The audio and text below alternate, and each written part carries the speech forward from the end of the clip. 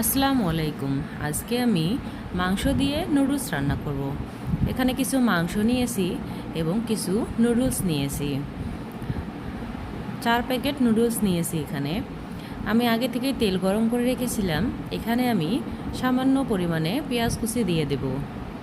পেঁয়াজটাকে ভালোভাবে নেড়েচেড়ে একদম ভাজা ভাজা করে নিতে হবে।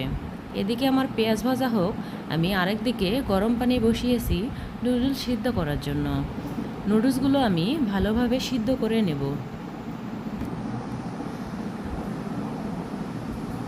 এদিকে আমার পেঁয়াজ ভাজা হয়ে গেছে। এখানে আমি রসুন, আদা বাটা এবং জিরে গুঁড়ো, গরম মশলার গুঁড়ো দিয়ে ভালোভাবে মশলাটাকে কষিয়ে নেব।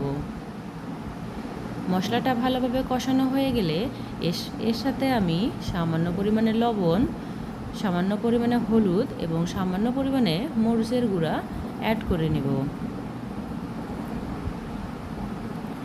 এবং এর মধ্যে আমি কিছু পানি দিয়ে দেব মশলাটাকে কষানোর জন্য।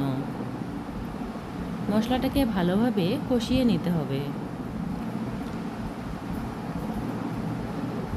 মশলাটা এখানে কষানো হচ্ছে এবং এদিকে আমার নুডলসগুলো সিদ্ধ হয়ে গেছে। এখন আমি গ্যাসটা বন্ধ করে দেব।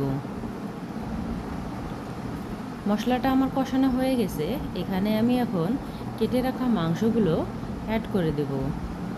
মাংসগুলো অ্যাড করে দিলাম। এখন আমি মশলার সাথে মাংসগুলো ভালোভাবে নেড়েচেড়ে ভুনিয়ে নেব।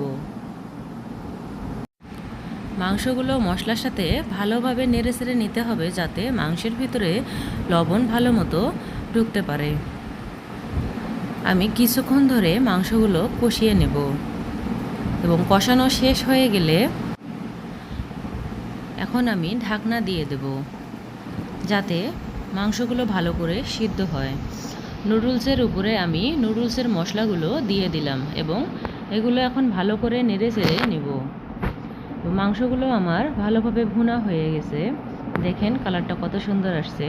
এখন ভুনানো মাংসগুলো আমি নুডলসের উপরে দিয়ে দেব।